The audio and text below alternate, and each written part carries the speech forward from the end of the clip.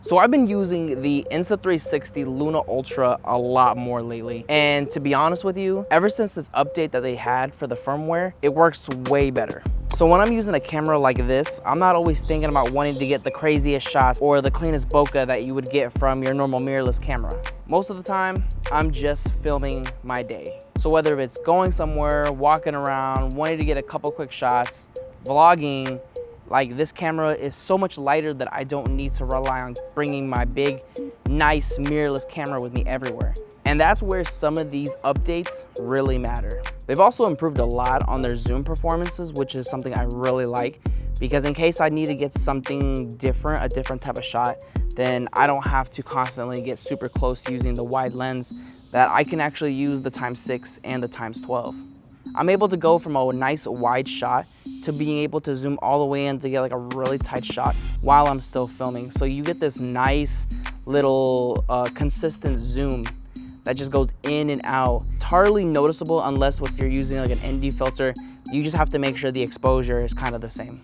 And when you're usually vlogging by yourself, it's the little details like this that makes a big difference when it comes to creating content. So another update that they actually had that I really like is that they now inputted iLog preview, which is really nice because as a filmmaker, I like to shoot log because when I put my footage in DaVinci, I like to play with the flexibility of my colors. But thanks to this update, you now get a better idea of what your footage is going to look like when you're about to shoot it, because now you understand what your exposure will look like.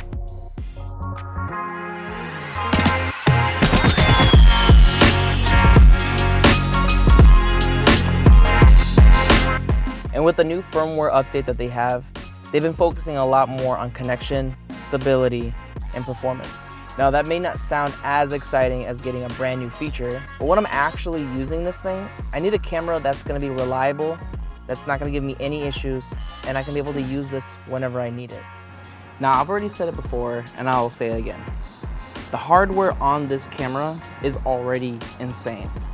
It's got a 1-inch sensor on the main camera lens, which is like a 20mm. It can shoot 8K up to 30 frames per second. You got iLog, telephoto lens, and it's all set up on this really small camera that you can just slip in your pocket and take anywhere. And when it comes to making lifestyle content, this camera has pretty much been everything that I need.